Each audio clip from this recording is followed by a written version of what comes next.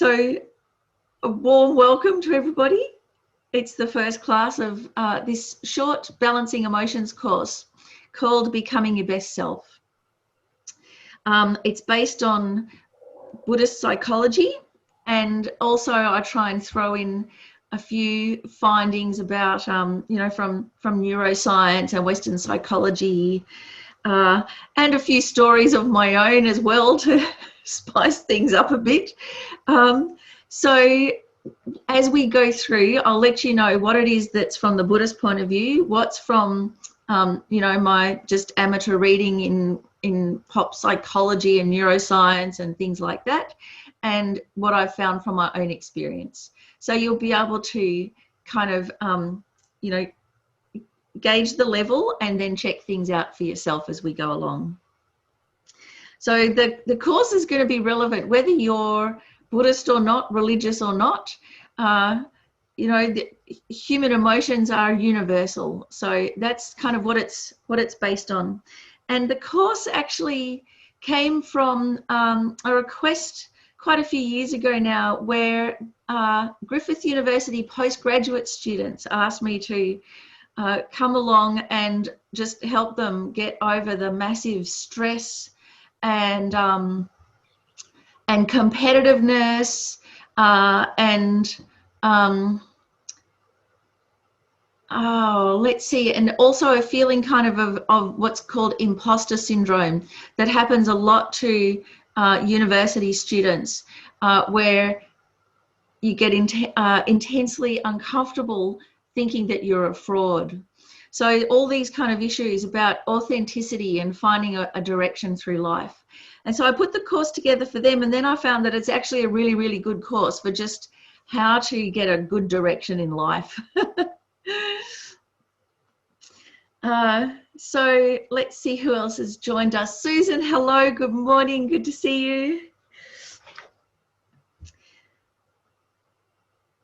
Now I have a couple of screen shares that I'm going to put up on and off as we go through, and the meaning of life. So no doubt you've all had this this question percolate through your mind. What is the meaning of my life? And how do we find meaning of life? So what I'd like you to do is just put into the chat what you found is the meaning of your life, the purpose of your life, what brings meaning, or if you're still going, what? Tell me. You're even forgiven to put in 42 if you want, but just put it into the chat, and then this way we can also find if you can find the chat or not. I know Daryl can find the chat, so Daryl, you have to put in what you reckon the meaning of life is too. Or what brings meaning to your life.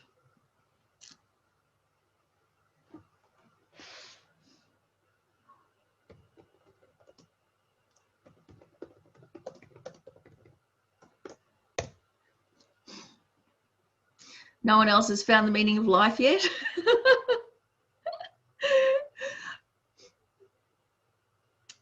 Susan, to learn, teach, be useful to others. That's really lovely. Yep. Helping others and setting an example. Thank you, June. Setting an example. Yeah, well, that's tricky, isn't it? Stuart, self-worth, family, friends, kind to others. Catherine, don't know, but my life has meaning if I'm useful in some way. Wow. Yeah, I find this is a question that keeps coming back to me again and again, mainly because, trying to find your own authentic kind of answer from the inside rather than take on something that somebody else says. Jeanette, being content, having compassion and empathy. Yep, fantastic. So how wonderful all of your responses, because, and one other one, let's see. Daryl, to grow food and try and be self-reliant. Yeah, right.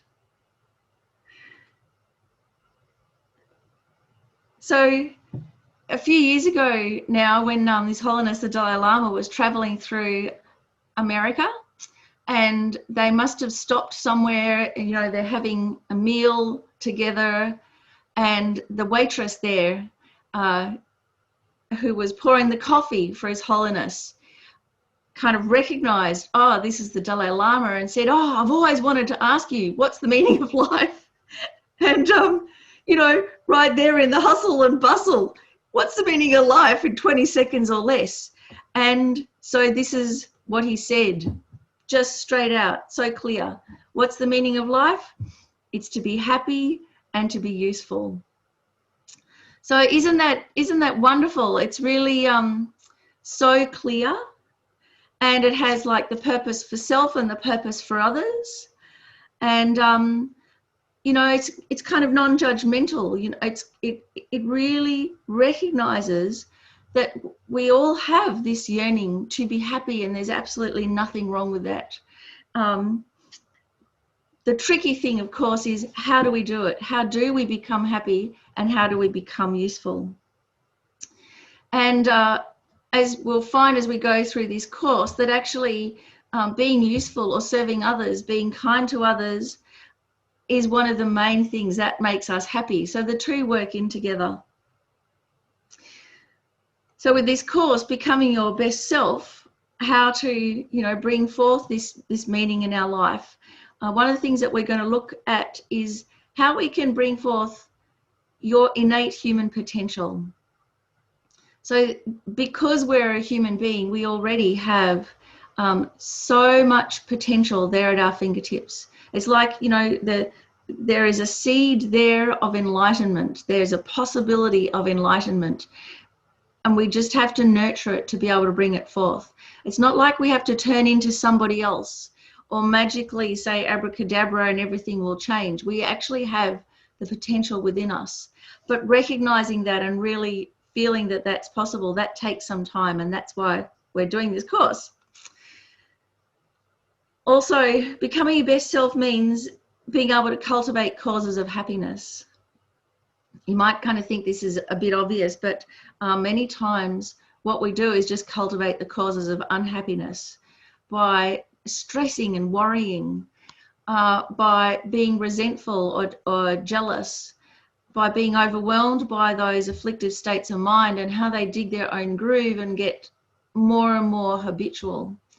So we're very good at cultivating everything that causes stress, unhappiness, depression, and not so good at cultivating what causes happiness or a peaceful state of mind. A lot of the reason because we don't quite know what to cultivate. And discovering an authentic direction through life, this really is what brings us meaning, that we incorporate all of the inspiration that we get and the advice that we get, but we find how it relates to us individually in our personal life situation.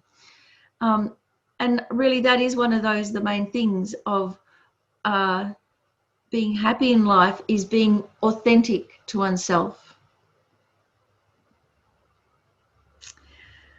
So why are we here? What we're going to have a look at for the course. This week we're going to have a look at what happiness is, the different types of happiness, because we all want to be happy, don't we? But if we try and figure out, well, what is happiness, often you can draw a bit of a blank. So this thing that we most yearn for, how do we cultivate it? How do we find happiness?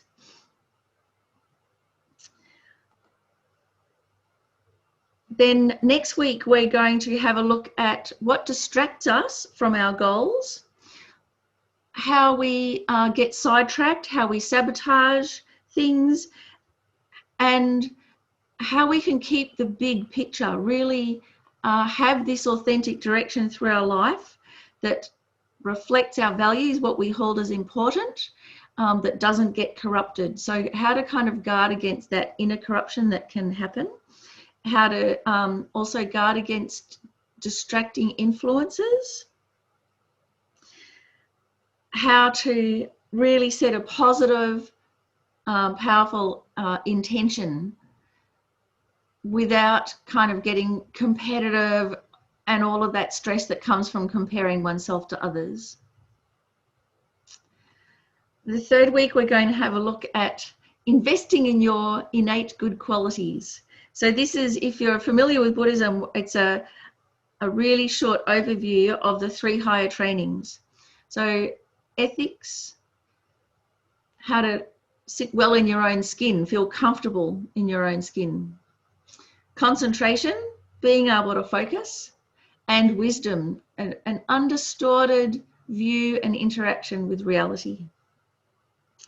And so these are, you know, innate good qualities, but we just need to make them stronger.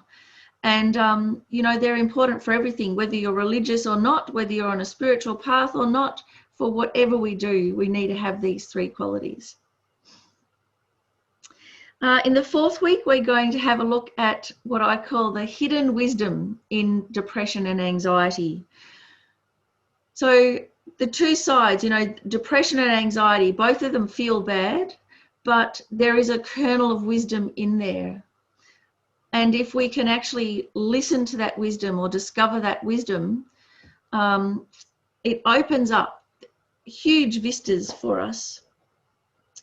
And many times we just try and get rid of the feeling of depression and anxiety without recognizing that it's actually a symptom of something that's awry inside.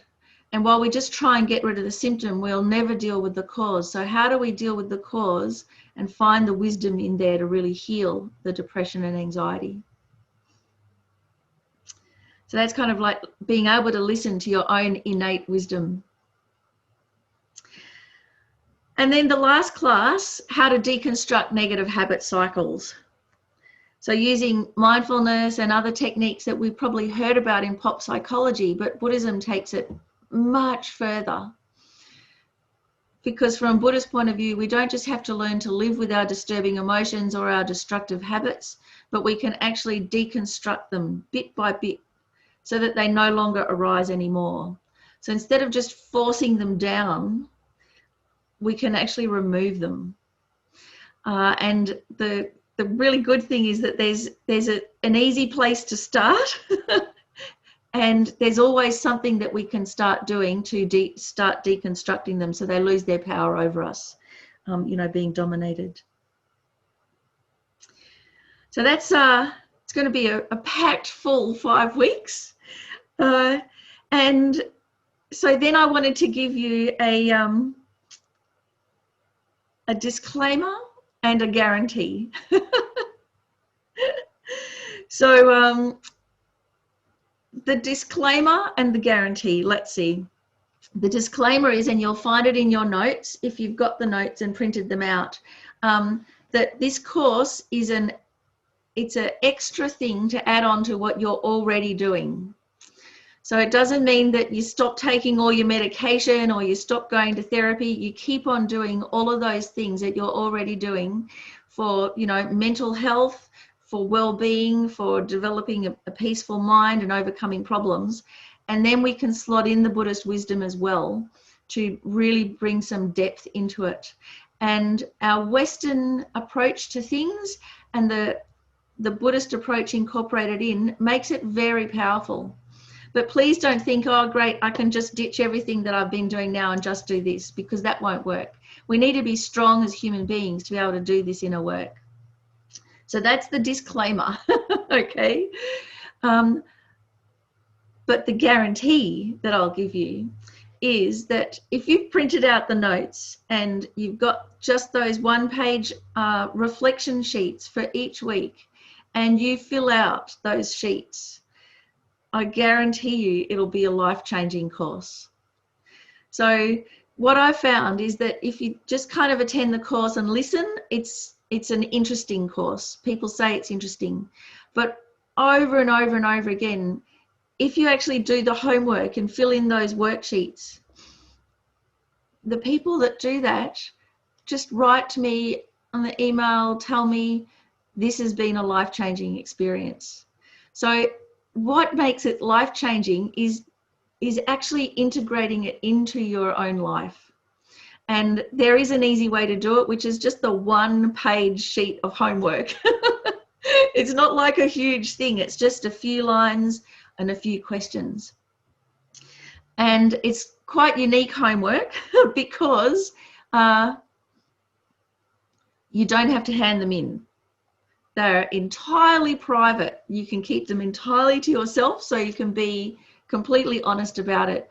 But what it is, those self-reflection sheets, is a way of really starting that inner dialogue and starting that integration. So why I put those sheets together is because I find I procrastinate a lot, and I'm really quite lazy, and I just do things at the last minute. And so having just one really simple sheet of questions that you just jot things down, there's not even any room to make it grammatically correct. It's an easy way to do it, to just get started.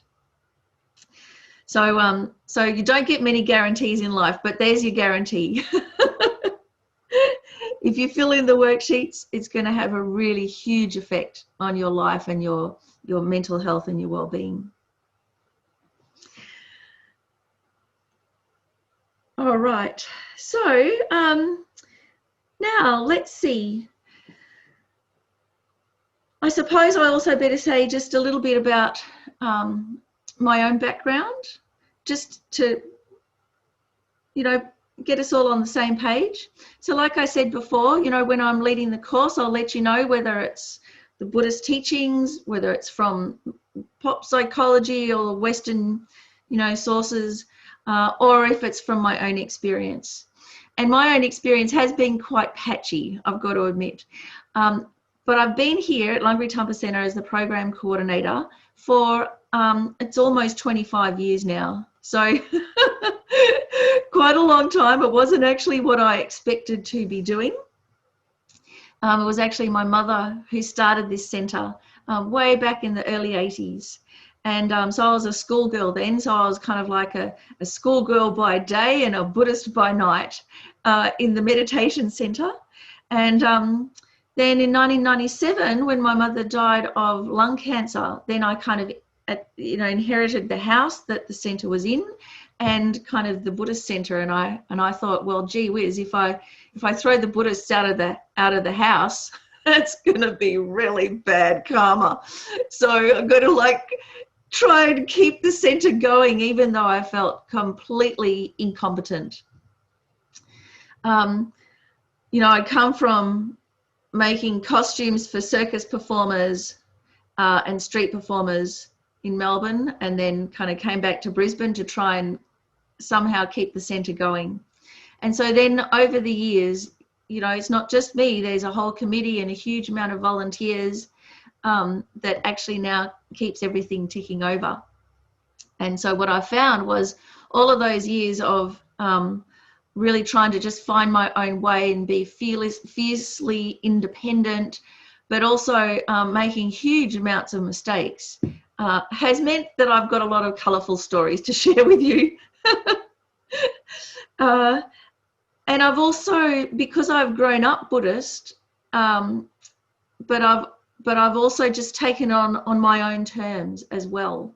So my whole thing is to try and be a bridge for you between really authentic Buddhism and this modern way of life, without watering anything down, but how to meld the two together.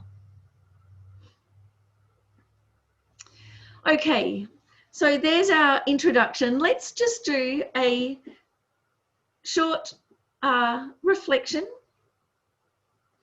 to set our motivation and to get going with the main topic of the class, which is about happiness. What is happiness? So just adjust your posture so that your spine is fairly straight. You can imagine that there is like a thread of light running through your body just in front of your spine and coming out the crown of your head, and feel like you're being suspended by this thread. So all the weight of your body is suspended. It's supported so that your spine naturally straightens, and then you can just relax your shoulders.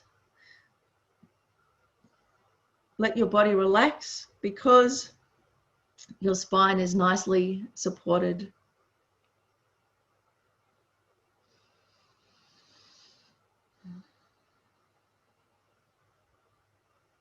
Take a couple of deep breaths.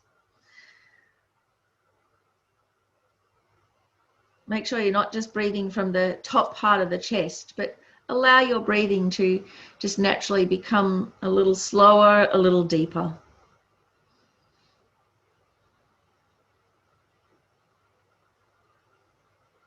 Become present in the room, so your mind is still alert.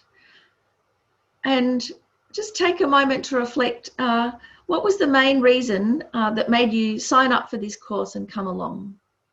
Because this is like our starting point. Start where we are.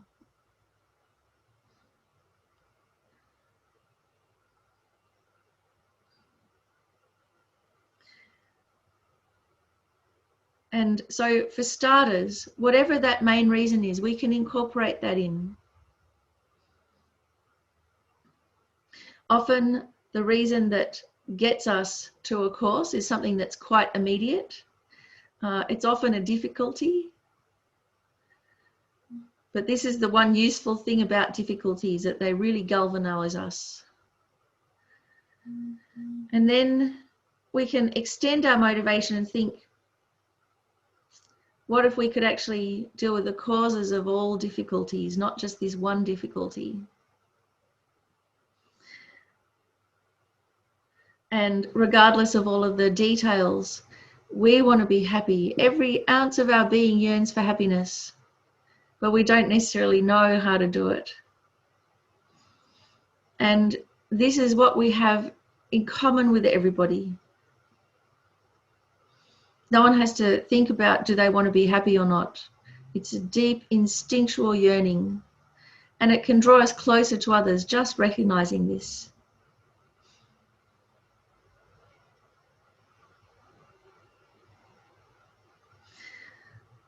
And so we can set our motivation that everything that we learn and contemplate and discuss and question in this course, may it be a cause for lasting peace and happiness. And may we be able to bring that to everyone around us.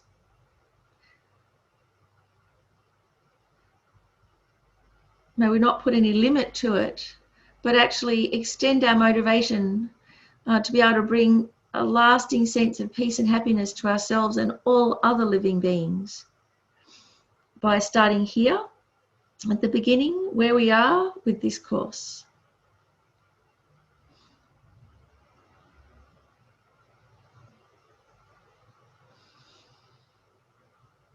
And then to take the first couple of steps, just take a moment to reflect, what is it that makes you happy?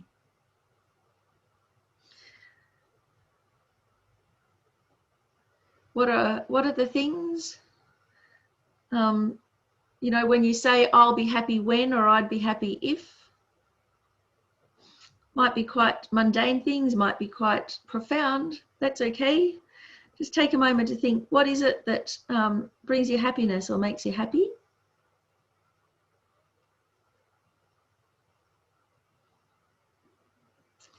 And also, what is happiness?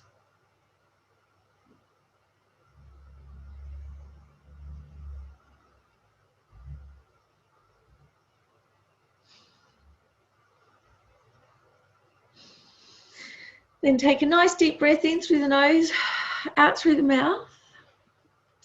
And if you want to put into the chat what it is that makes you happy or what you think happiness is, you can do that. But otherwise, if you want to turn your cameras on and just wave your arm around, and you can unmute yourself and tell me what you reckon happiness is. Because this is one of these really interesting things. So does anyone have an idea? What is happiness?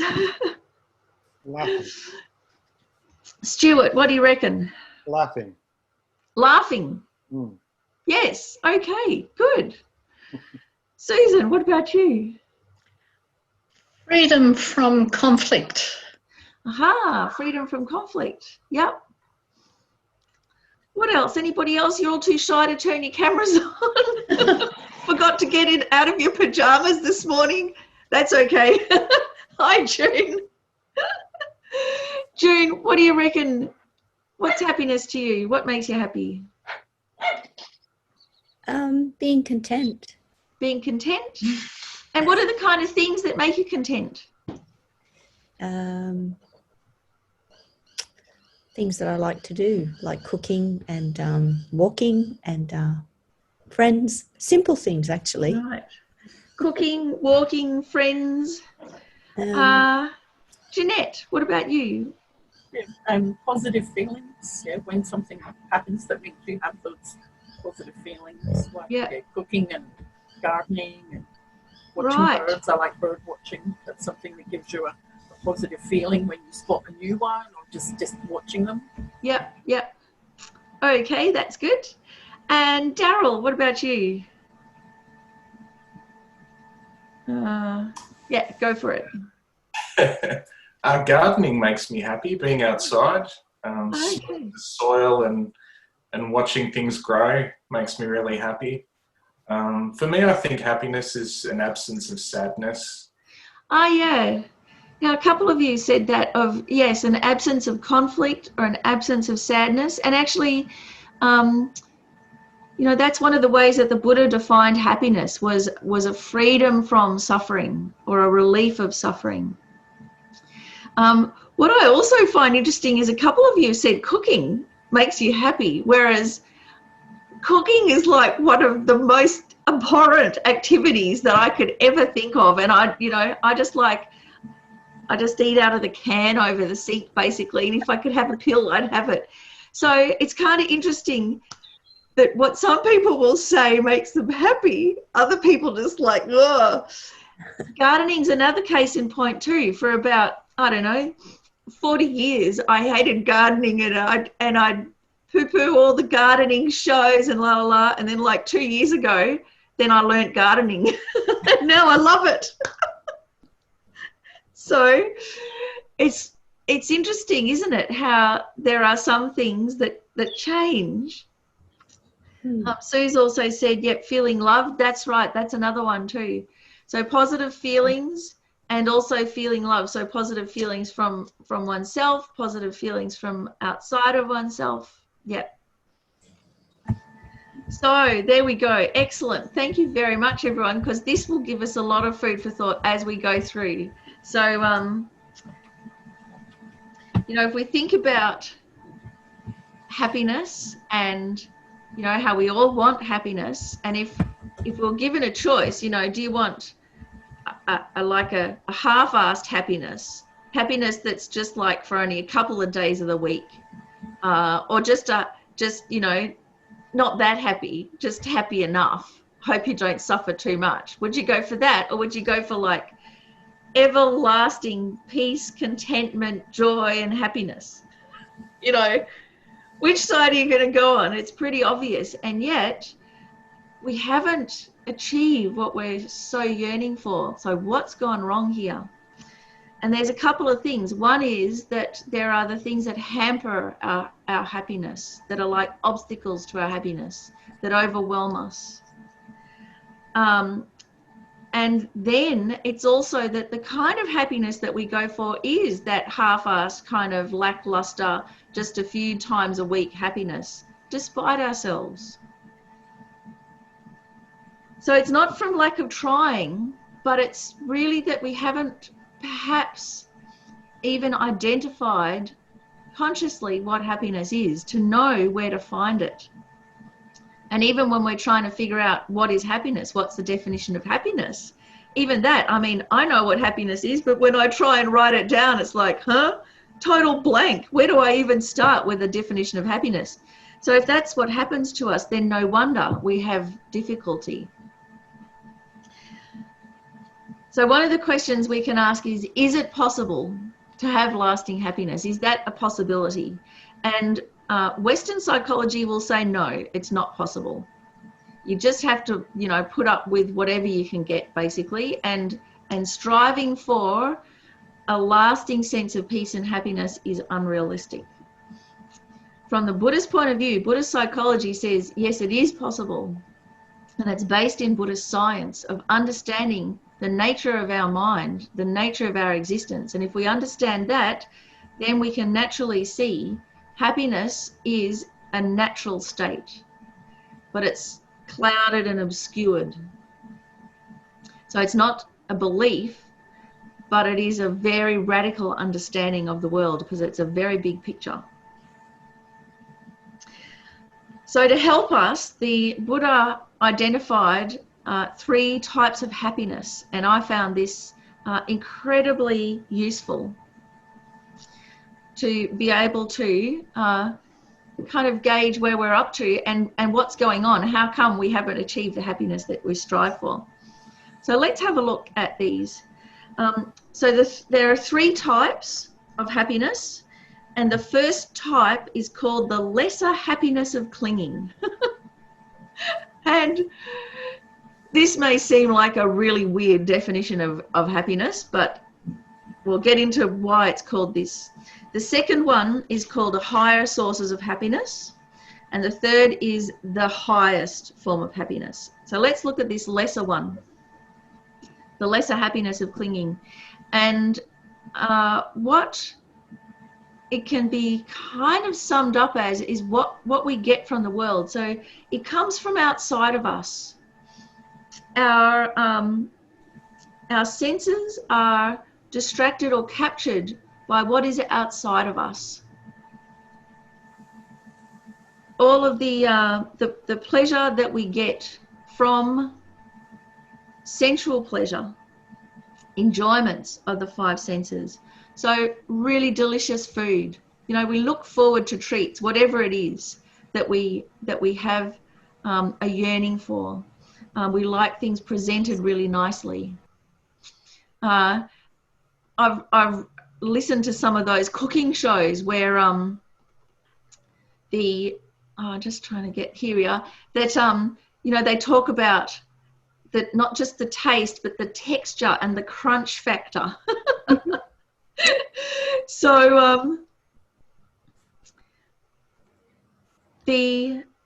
also the kind of happiness that we get from listening to music that we love, from beautiful smells, and you know, from the tactile sense, you know, like getting into bed with nice clean sheets, or having a bath, or going to the beach, or a beautiful brisk walk in nature, and the you know, the wind on your skin. All of these things, like they can be really nice, can't they?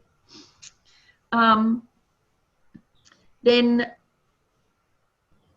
it's kind of like the pinnacle for a hedonist or a materialist. If we're a materialist, not kind of necessarily by philosophy, but just by happenstance, you know, we just think it's just us and the world. And so then we just try and get as much pleasure as we can from the world.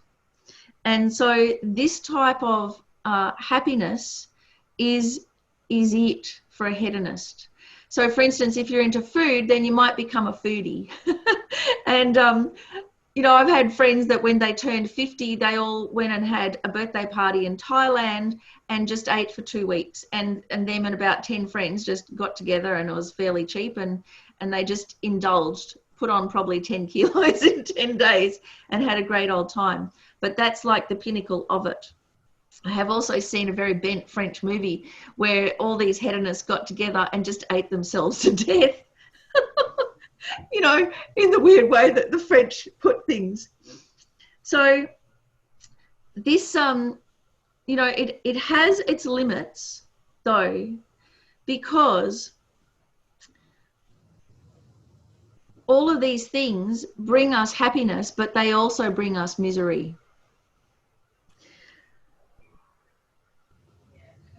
If we ate all of those sweet things in the picture, the first few things, if we've got a sweet tooth, might be really delicious. But you can imagine by the time you've polished off all of those plates, we're going to be in agony, aren't we? We're going to be sick, and we'll never want to see a pink sweet thing again in our lives. And some of you may already be having that reaction. So if we overdo it, if we think our happiness comes from out there, and then we just think, oh, okay, so then the more I have, the more happy I'll be, we can see that it flips over into misery. So it's not that it's morally bad. There's not a moral judgment of this is no good. What it is showing that it has a limitation. Also, if you've ever had a favorite song, with music, for instance, and you just love it and you just play it to death. And then after however many months, you just can't listen to that song again. It's over. It's done.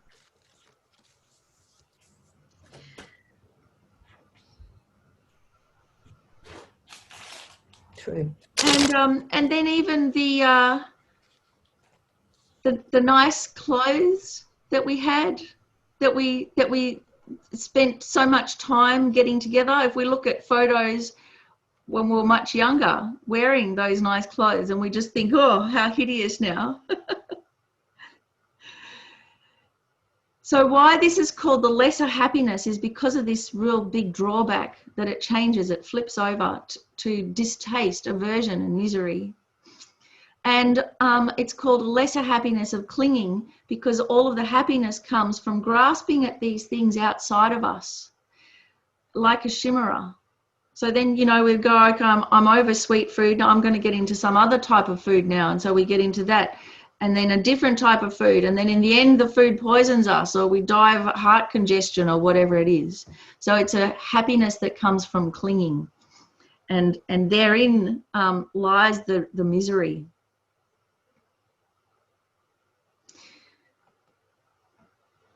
There's another layer on this that is a little bit more subtle. It's also the happiness of clinging. And it's the mental happiness that we get from the world. So from reading really good books, watching movies and really thinking about them, also the feeling of satisfaction that comes from, say, for instance, earning an honest living. So many people say they just, all they want is just, they just want a good job, they want to be a legitimate person, earn an honest living, be useful. So that's also, a fairly, it's a materialist kind of approach, but it has this emotional quota to it, wanting to feel worthwhile. But if it's coming from outside of us, this lesser happiness of clinging, that it depends on having a job, and then if we don't have a job, then we feel worthless as a person. Or we have a family life. We have the mental stimulus of a rewarding family life, but then the kids grow up and leave, and now who are we? Where do we get our satisfaction from? So it is like a mental or an emotional satisfaction, but it still comes from outside of us, and it depends on all the conditions being right. And so what happens is that because it comes from outside, from what we're getting from the world, when the conditions change, then our happiness disappears. So if we become homeless, or if our stuff burns down in a fire, if we lose our job, if we're deprived of our liberty and have to stay in home because of COVID lockdown, all of those things where we thought we were quite happy reveal themselves to be dependent on circumstances. So I found this one really revealing, because a lot of the time I am quite content, and I think, oh, that's because I'm content. But actually it's because my circumstances are good. I have a roof over my head. I have instant food. I have a nice cat. I have interesting conversation. And so then you can think that you're happy. But the test of that is, when things change, are you still happy? So when you have the flu, are you also miserable? Or when you break a bone, you have the physical pain, but then not being able to get around and have your independence. Now do you feel okay about that, or terrible? Or when you lose your job and you have financial insecurity, where's the happiness now? So this one is a little bit more subtle. But what's kind of brings it together is that it comes from outside, and it's just a little bit more subtle clinging of these outside things. And no matter how hard we strive to control circumstances, things are out of our control, you know. So we try and make sure that we have enough money for the future and all of these things, but then there's a stock market crash, or then they change the way super goes, or all of things change, and now suddenly none of our plans are going to work. So there is underneath a constant uncertainty and anxiety. And then something like COVID comes along and everyone starts talking about uncertainty and anxiety as if it's a new thing, as if COVID caused it. But actually it was there all the time. COVID just revealed the nature of this very unstable reliance that we have on our happiness coming from outside of us. So now tell me, are there any questions? Anything about this lesser happiness of clinging, what we get from the world? Questions, comments, anything at all? You can unmute yourself or you can put it into the chat. Either is fine.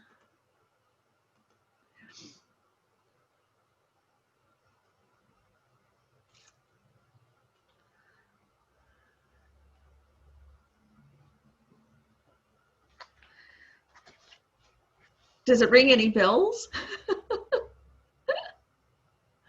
Oh, June, hang on a second. Let me unmute you. Ask to unmute.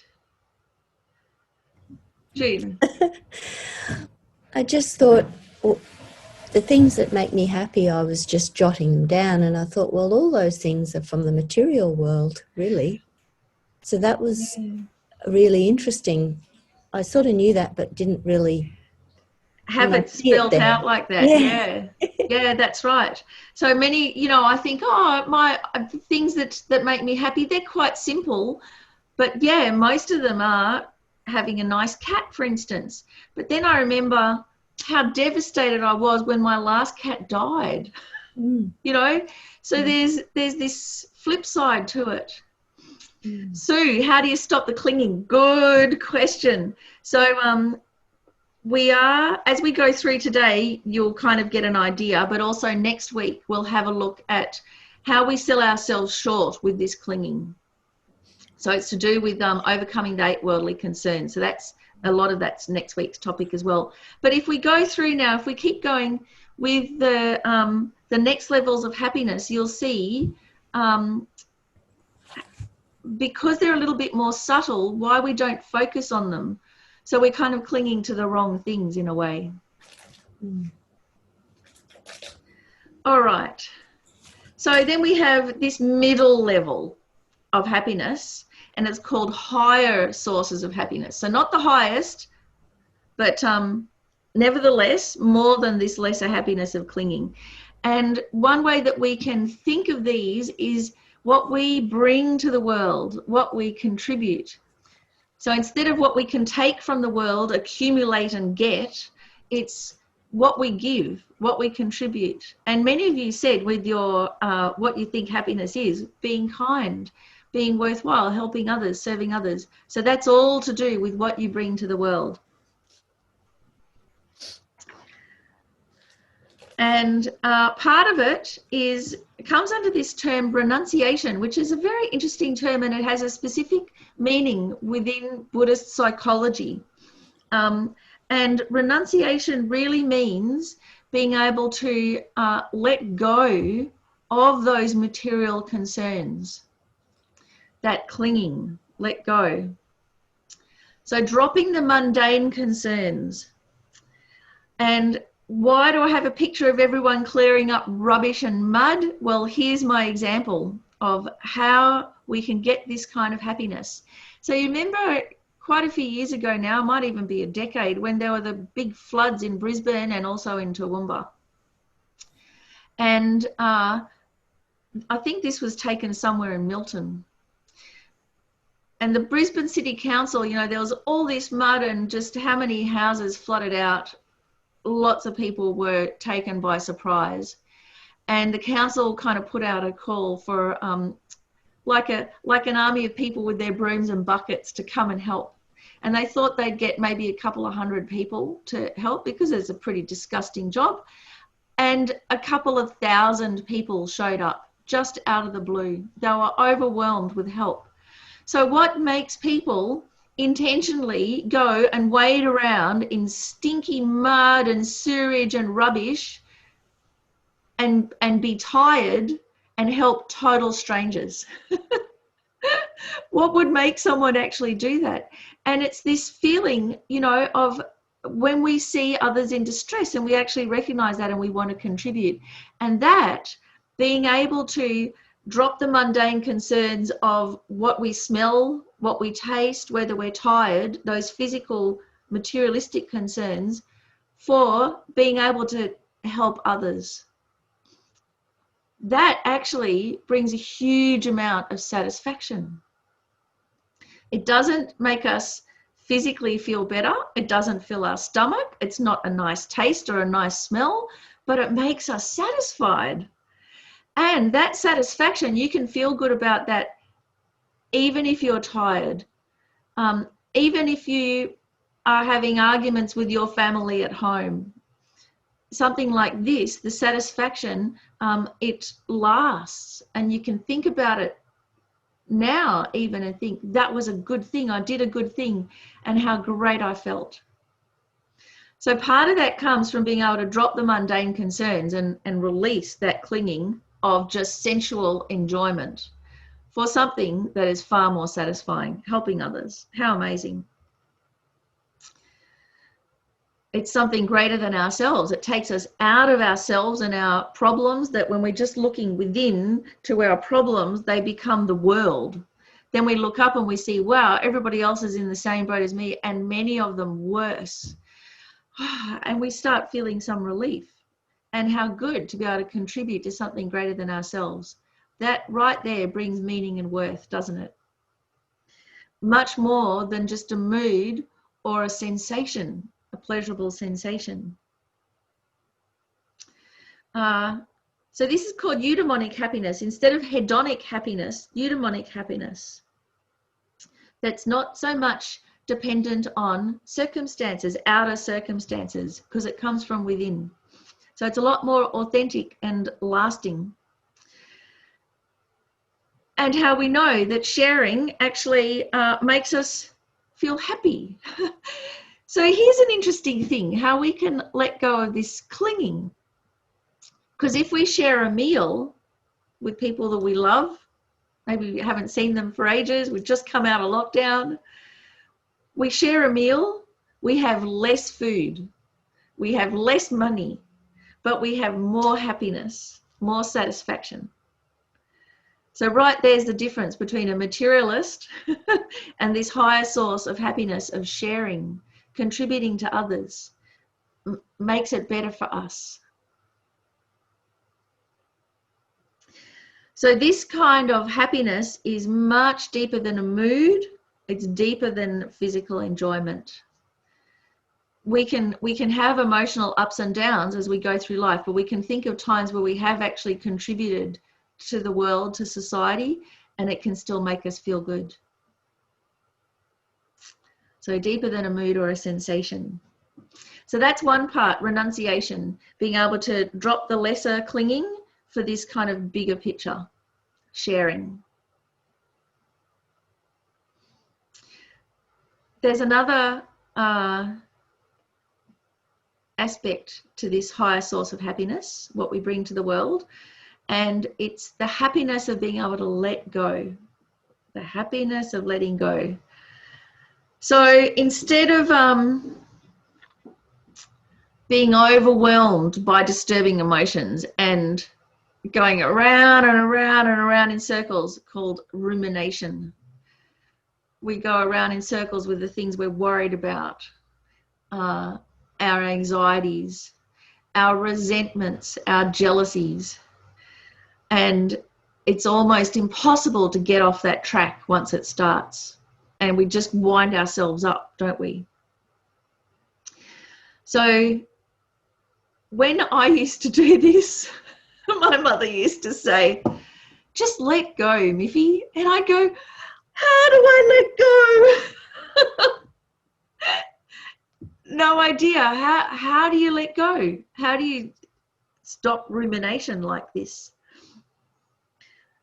So part of it is, as people say, don't sweat the small stuff, to release that small stuff, because as you get into it, that small stuff becomes your whole world. So it's to look again at the bigger picture. And this again isn't about what about me and my needs? It's about the whole world. It's about our community. It's about how we can look after others. How in the scheme of things, regardless of how we're feeling today, we are so lucky. Just even with COVID, you look at the rest of the world, I look at America or India and how they are dealing with COVID, and I just think, wow, we are so lucky. So the bigger picture like that helps us let go. And another way that we can do this is by just recognizing that following that negative train of thought is not worth it. And it's kind of like if we've had a disagreement with someone, or they've wronged us in some way, and we get really, really upset about it. And then we kind of come to a realization where we go, you know what? They're not worth it. Why am I ruining my inner equilibrium by resenting them? They're not worth it. The situation's not worth it. So recognizing that helps us let go. So even though it's probably better to say the situation's not worth it rather than they're not worth it, just in terms of mental training, you kind of get the gist, don't you? So that kind of, it's by recognizing that following those negative trains of thought and allowing our disturbing emotions to run rampant primarily harms us. It causes so much inner distress and harm, and that's just not worth it for your own peace of mind. Even if you justified even all of those things, that kind of hatred and resentment that we build up ruins us regardless.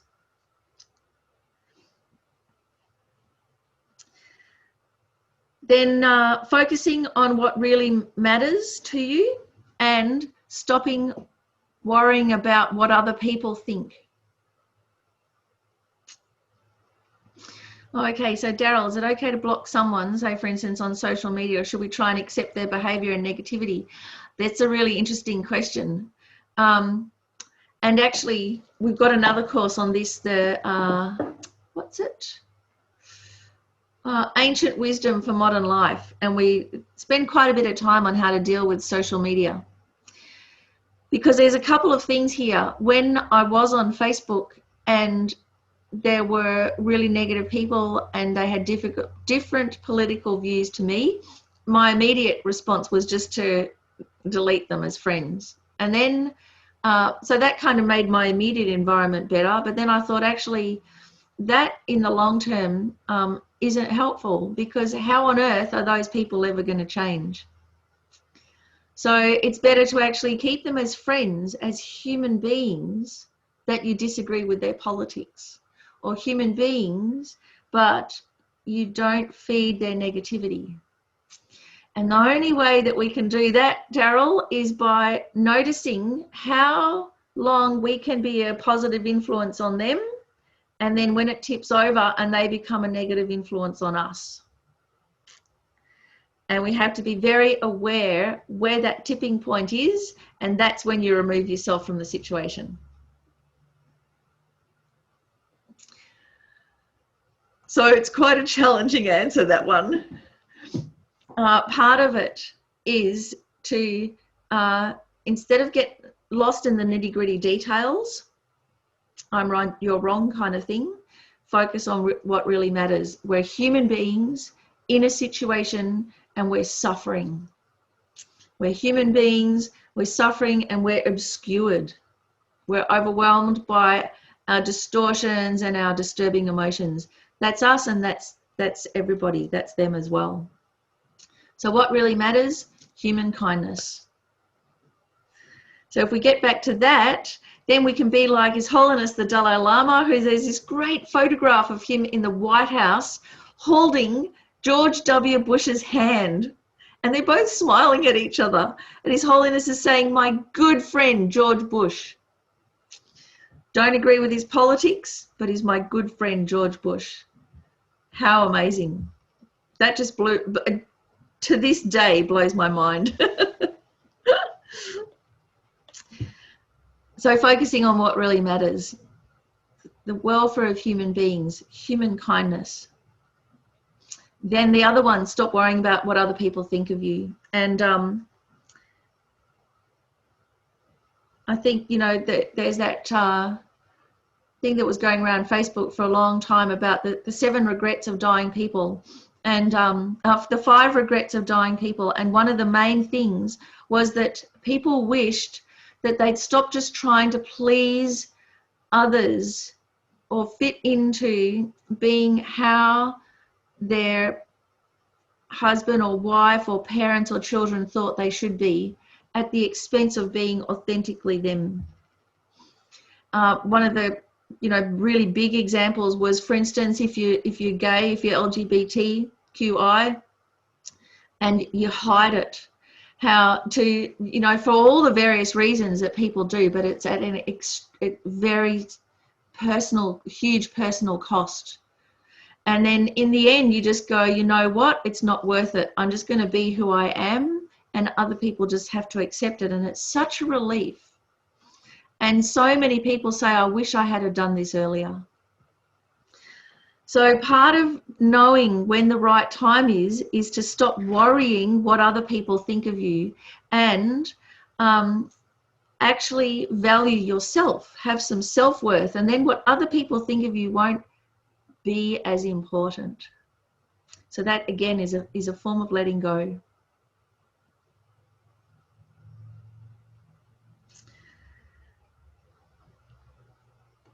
And the third type, the third level of this, what we bring to the world, is the happiness of deep concentration. And this also is associated with letting go and renunciation, because being able to really focus, to have deep concentration, we have to stop worrying about if we're comfortable or not, if we're hungry or cold. We have to be able to focus. So overcome those difficulties and have some kind of internal discipline. And if we can, these states of deep concentration, when we've achieved mastery over something, have this inner sense of bliss, of being profoundly moved. So many painters, marathon runners, great scientists and mathematicians and philosophers, also really intense jobs like short order cooks.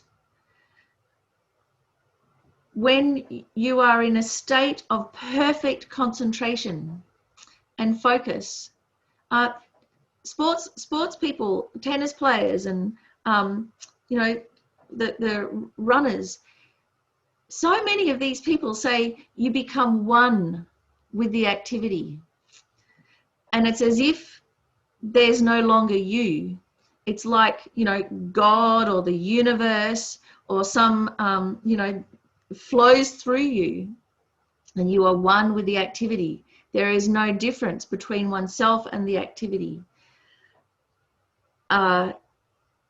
Sports people will say it's like you're in the zone. Marathon runners say you run, and then you hit the wall, and then you push through it, and then you're in the zone. So the hitting the wall is where you come up against your the worldly pleasures, the comfort level. And if you're a materialist and you're just going with that lesser happiness of clinging, you'll go, I'm tired now, I'll stop, which is what I do. But for this higher source of happiness, if you push on through, then you become one with the activity.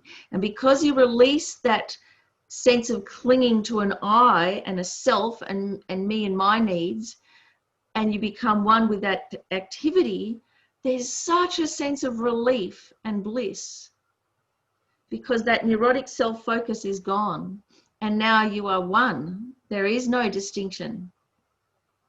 There is no me and them, but then you have the energy of the whole universe. So this is a profoundly moving state to be in. And they say that there's no sorrow in these states, that they're timeless and transcendent. And if you are in the zone like that, a long time might go by and it just seems like a flash, because you're not jumping around with the monkey mind, distracted by this or distracted by that. So this is the pinnacle of a non-religious path. So this kind of deep concentration happens within a religious or spiritual path, but also if you're non-religious, this is as far as you can go. If you're just like into philosophy or politics or art or cooking, even gardening to an extent, though it's a bit slower, this state of deep undistracted concentration is the pinnacle, and it is blissful. However, why isn't this the highest source of happiness? Because at some stage you've got to emerge.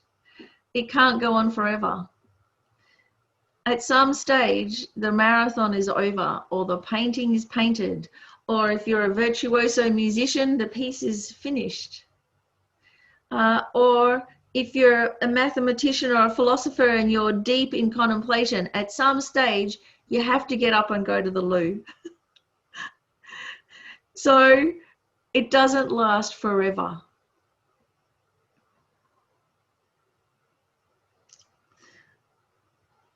But it is still pretty amazing. And it is something that many people are striving towards. So tell me, what questions do you have about this then, this middle level of happiness, the higher sources of happiness? Questions, comments? I'd just like to say it sounds easier said than done. Yes, it is easier said than done, because I think with this level, you need to have, from the Western point of view, accomplished mastery. So you have to have already mastered the thing that you're doing.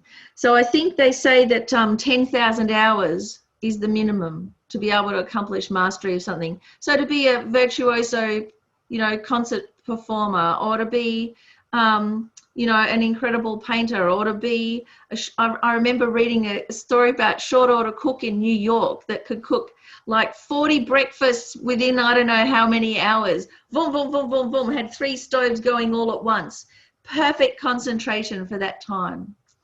And so he was so popular that they actually built a glass window so people on the street could watch him cook, because it was almost like Wonder Woman in the phone box or something, So yes, Susan, the amount of discipline and really like application, applying yourself, that takes a huge amount of effort.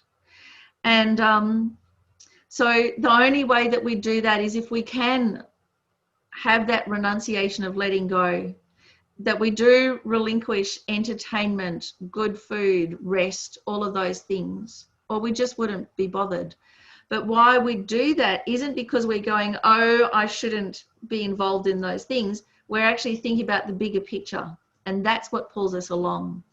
So the painter or the marathon runner, those things are external things, and so they're more obvious goals that we can aim towards. But there is a real sense of satisfaction that comes from that. But you're right, it takes a lot of effort, and I've got to say there's very few things in my life where I've had that experience, and it's been the things that I have loved doing and been good at doing and put a huge amount of work into. But you don't put a huge amount of work into things that you don't love. And usually the things you love are the things you're good at doing. So you need those kind of ingredients. But the thing that I find interesting about this is, for instance, if you're at the Olympics and you've been working towards the Olympics for 4 years, and I mean, the amount of effort that athletes put in is just mind-boggling, isn't it? So when they get the medal, they've accomplished their thing now. You know, they've had their perfect concentration. They might have had a transcendent experience. But then what? You know, you're the best in the world. Now what?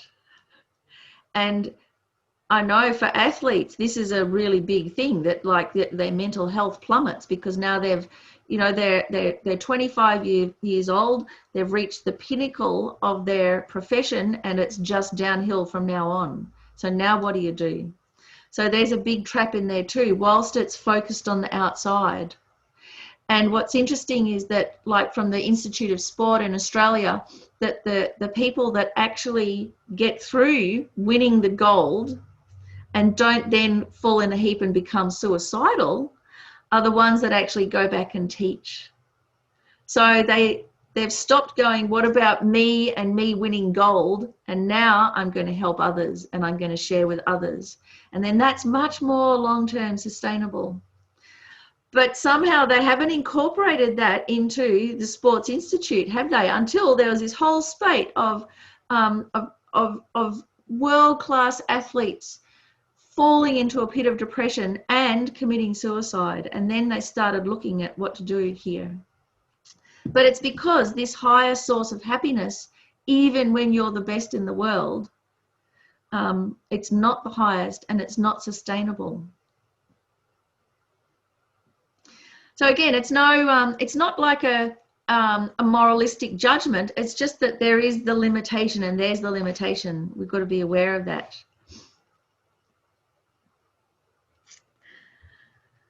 What else? Any other questions or comments? I'd just like to say that I've experienced times of that. It's because I'm a nurse, intensive care nurse. So at times I've done a lot of study and a lot of work and a lot of focus to get to that point. But like you say, but it can be interrupted by somebody, by my thinking of maybe I did the wrong thing, or somebody asked me a question, and it's the outside that influences that. Yeah. Which is really interesting. And then the same thing, you get a lot of enjoyment out of it, but what do you do after that? So I have done some teaching, but then as I'm getting older, that's been really interesting. Do I continue? So now I had a break from it, and I realized that I really missed it because I really like to help people. And so then I went back to it part-time, but that's sort of where I'm up to now. And now thinking about all of that is quite challenging, where to go from there. Yeah, that's right.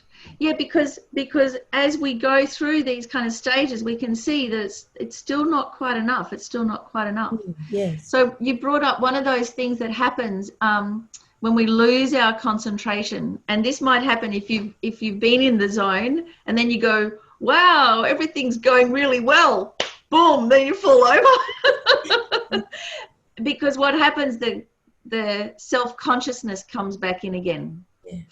So you've stopped being one with the activity and releasing that grasping itself, and suddenly the self-consciousness comes back in, and then you fall off. So that happens a lot. But also what you said reminded me of something, that when you do have complete mastery, then whatever happens, you incorporate in. And someone told me there was a talk that they were at with His Holiness the Dalai Lama, and His Holiness was talking, and there was a loud bang in the auditorium, and everybody jumped. And then, and it looked like His Holiness didn't. The guy played the film back, and His Holiness didn't even have a micro expression of jumping. He didn't lose his train of thought. He didn't lose his equilibrium. So what came in from the outside didn't have, on that very deep instinctual level, it didn't even affect him. So this can happen for real great masters at things. You just incorporate everything in because your focus is so good. So, and probably if you're, say, working as intensive care, whatever's happening with the patient you incorporate in, but maybe the person behind you haven't factored them into the experience. Yeah, that's true. So concentration's really important in every part of our life. So. Yeah, and concentration, a lot of it is just like concentration muscles, you know, you've just got to develop it. And that's why whatever it is, class 3, we'll talk about that because you just can't do anything without it. Yeah. So, okay, so this has led us then, June, to the next level, which is the highest source of happiness. So where do we go from here? The highest source of happiness, according to the Buddha, is actually called the bliss of the stages of enlightenment.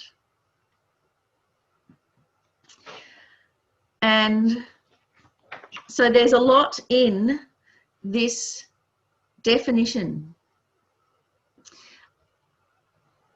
And instead of it being, so it's what we become. So instead of it what we get, and instead of what we bring, it's what we become. It's how we transform. It's that inner transformation. And it's a process. Even if we have massive breakthroughs or we have big changes in our life, they haven't come, you know, independently of other things. There's been a lot of stuff that's led up to them. So the bliss of the stages of enlightenment, what we become, from positive psychology would call it an optimal state of flourishing. So this means that we don't turn into somebody else, but we actually remove everything that hinders our progress, all of the disturbing emotions, all of the distortions, all of the unrealistic attitudes, and we develop what we have the seeds for: sharing, kindness, wisdom, patience, tolerance, compassion, all of those things that are naturally there. They're just kind of undeveloped. And so what we reach is an optimal state of flourishing. So it's not a state where we're kind of high and agitated like a drug high or party. It's actually a feeling of like profound normalcy, but it's blissful. So I can give you an example of this. It's a little bit like when we're in really good health. If there's ever been a time in your life where you've been healthy and fit and you literally bound out of bed in the mornings, when you feel like that, you just feel, well, this is normal and this is how things should be, isn't it? And often we don't even know that's how we feel until we lose our health, until we no longer bound out of bed in the morning. And then we miss that previous kind of state. So this optimal state of flourishing, of mental health, of emotional health, of having physical energy, feeling light and energized, is like this optimal state of flourishing. And it is based on, so what this is, it's progressively less bound by disturbing emotions. And so if we are less dominated by our disturbing emotions, then naturally we feel greater peace and freedom. So the example of this is like if we have a glass of water, I should have a glass of water here, say glass of water, and we shake the water, the water will slop out everywhere and we'll think there's something wrong. But actually all we have to do is stop the shaking and the water returns to its natural state of calm. So it's the same with our mind. If we stop all of the distraction and the panic and the putting things in and the clinging for these external things, and we actually let ourselves calm down and let our natural clarity appear, natural peace and freedom, that's a natural state, is optimal flourishing. And it's a process of every day we just eliminate more disturbing emotions, bit by bit, just bit by bit by bit. And each day we develop our qualities, bit by bit by bit. And in the end, we'll have no disturbing emotions and we would have developed our qualities to their utmost. So that's actually what enlightenment is, or Buddhahood is. It's not some abracadabra changing into something else. It's actually having eliminated all the disturbing emotions and distortions and developed all of your qualities to their utmost. An optimal state of flourishing. So this process, this kind of happiness, it isn't dependent on what happens to us. It's dependent on how we respond.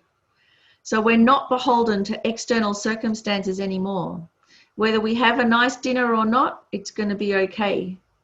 Whether we have a harmonious family life or not, our own equilibrium is okay. We can contribute to others. So this optimal state of flourishing comes from within, and because of that, we can stabilize it. And that then gives us freedom, because it doesn't matter what happens to us, we have this inner confidence. It's probably what in Western culture we call resilience. So this is where resilience comes from not being beholden on what happens to us, but being able to actually respond in a way that we want to, without panicking.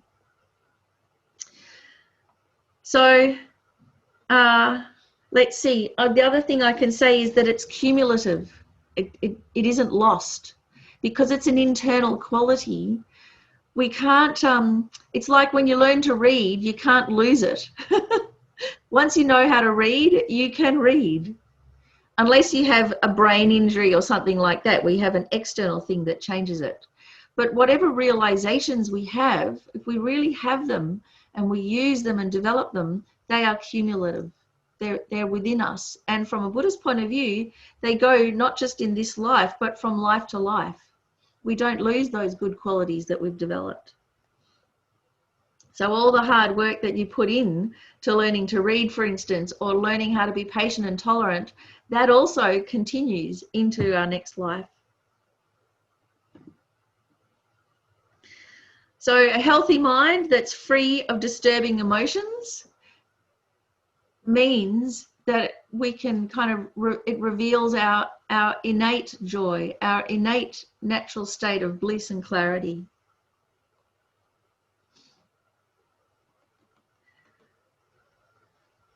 So what we might notice when we're looking at this is, well, what stops us focusing on this? And it's actually our habitual attachment to just external pleasures, to entertainment, to just stuff coming in from the senses that comes and then it goes, and then we have to have another one, and it goes, and another one. So if you think about what's the ratio of time that you spend on sensual pleasure, feeding the senses? What's the ratio of time you spend on family life and work? And what's the ratio of time that you spend on an optimal state of flourishing, developing your innate human qualities? So, when I look at this ratio, it's embarrassingly revealing to me of why I don't have the lasting happiness that I seek. So, even the Buddha said this, the difference between the Buddha and us isn't that our minds are different. The nature of our minds are the same. The difference between the Buddha, who became enlightened, and us, or me, who's not yet enlightened, is because I am just still distracted by all of these external attachments. It's like I'm distracted by all of these meaningless contents without looking at the very things that will bring lasting happiness. So yes, it's our attachment to the lesser happiness that distracts us from lasting inner happiness.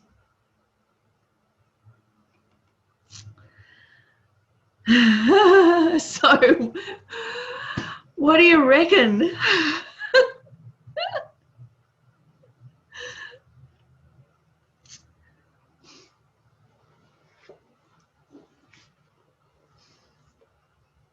I have a couple of things to read to you. This is from a really nice book called Happiness by Matthew Ricard.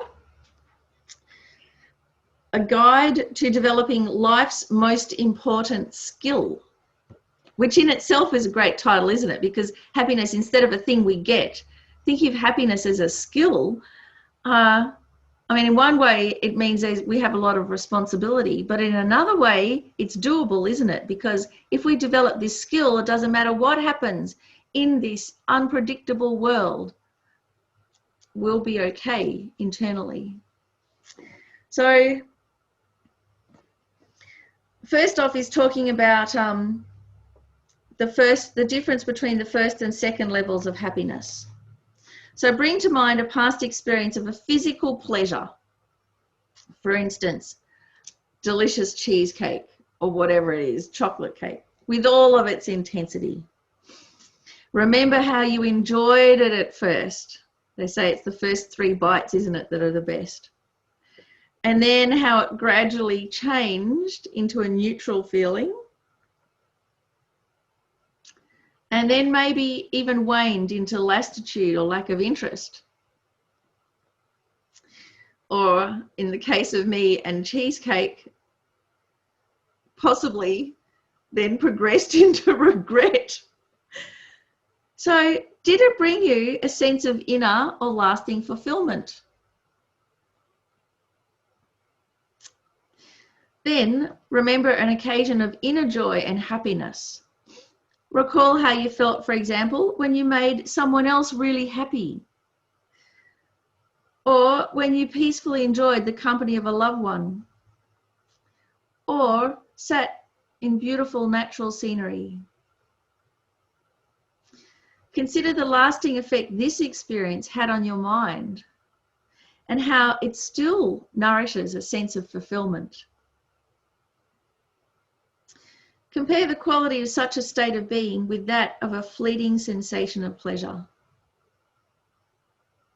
And learn to value these moments of deep well-being and aspire to find ways to develop them further. So this one, it's called Happiness by Matthew Ricard. What was it? A Guide to Developing Life's Most Important Skill. So it's quite nice, that, isn't it? I mean, when you put it like that, and it's just because we're so distracted, and as you know, in the positive psychology and, you know, Western neuroscience kind of points out that what happens is our attention is captured by our external senses.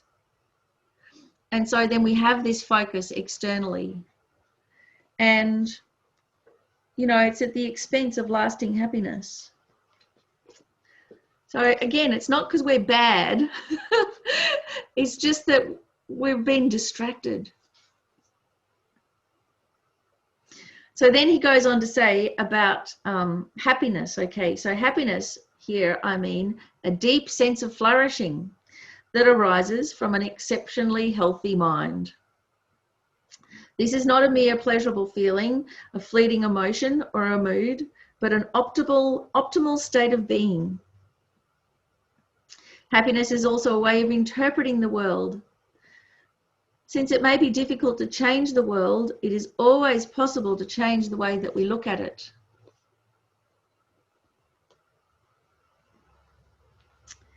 So that's another thing too, that so many times when we're striving for happiness, we think if we can just change those things out there, if I just had this or if I just changed that, we'd be happy. But actually, if we do this U-turn and look within to develop our inner qualities and we change our attitude, then it's like have happiness will travel.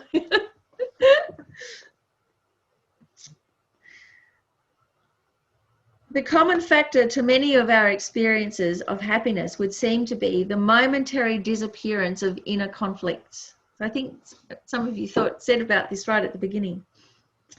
The person feels in harmony with the world and with themselves. Someone enjoying such an experience, such as walking through a serene wilderness, has no particular expectations beyond the simple act of walking. He or she simply is, here and now, free and open.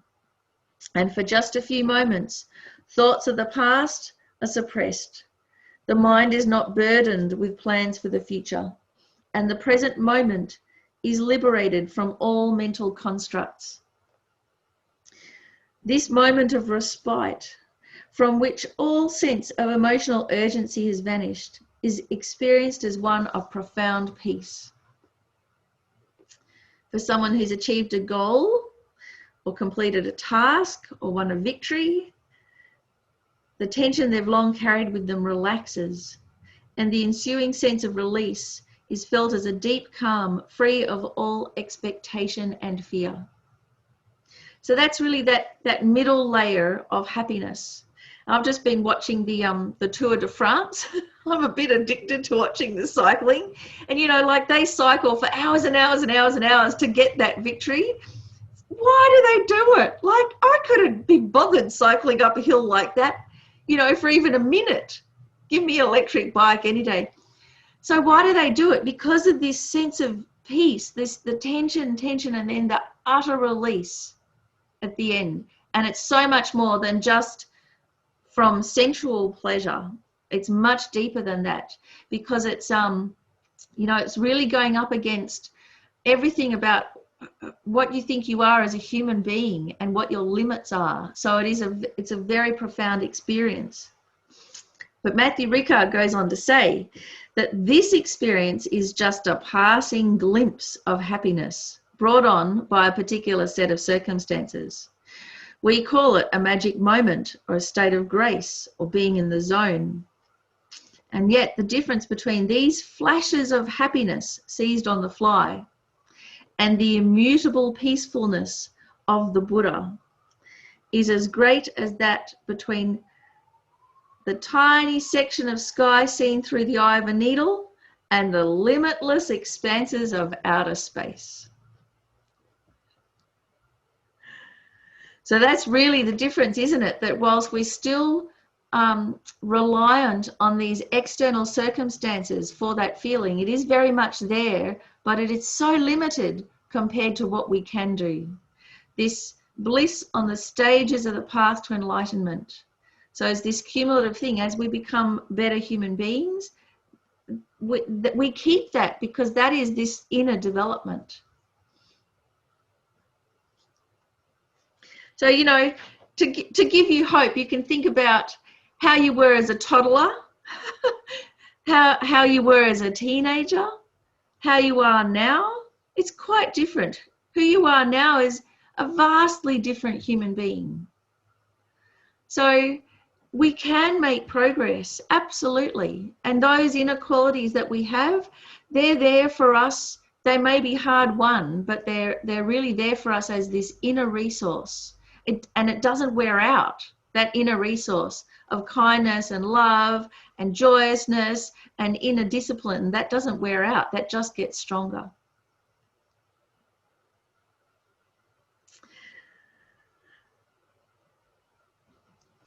Now, I'll just get up what the homework is then. So we've looked at the 3 types of happiness identified by the Buddha, how the lesser forms of happiness distract us, how lasting happiness comes from within, and that's actually what we become all the way to becoming a Buddha. So the homework, there are some self-reflection sheets in the notes part, and it's just on, I think it's labeled page 3, your goals for the course, what happiness means to you, and then if there's anything that you'd add or change to your definition of happiness after our discussions today, after reflections today. And the second thing, which will be on page 6, the happiness journal 1 week challenge. And so this is a way of actually recognizing the really amazing opportunities and good aspects we already have. So it's a way, I think, Sue, you were asking about how do we stop that clinging. So one way to stop that clinging is, instead of constantly chasing out there, is to actually look at what we already have and really give it its due, really appreciate our own inequalities, our environment, our circumstances, our friends, and actually write them down in that happiness journal and develop that as a habit. So it's just another way of really being able to let go by focusing on these bigger things that we already have. And so then next week we'll look at then again how to not get distracted, how to keep sight of our goals, the big picture, how to combat all the doubts and the inner saboteur, you know, how we ruin our own bliss. And there was a last thing that I wanted to read you, this really lovely quote, so I'll just find it. To sum up about happiness. So this is from a book called Happier by Tar Ben Shahar, an Israeli guy who's going to come out to Australia and give a couple of talks, but in one of the happiness conferences, but somehow he never was able to get a visa. But it's a really interesting book. And he's talking about happiness perception. Happiness perception is about recognizing that happiness is our ultimate currency. It's the end towards which all other goals lead. So economists, sorry. Happiness perception is not about rejecting the material, but rather dethroning it from its status as the highest in the hierarchy. Aristotle understood this when he wrote that happiness is the meaning and purpose of life, the whole aim and end of human existence. And the Dalai Lama said, whether one believes in religion or not, whether one believes in this religion or that religion, the very purpose of our life is happiness. The very motion of our life is towards happiness. The currency through which we take stock of our life, our perception of what matters, has wide-reaching consequences for our personal lives and for society as a whole. We enjoy higher levels of well-being when we recognize and internalize the fact that happiness is the ultimate currency.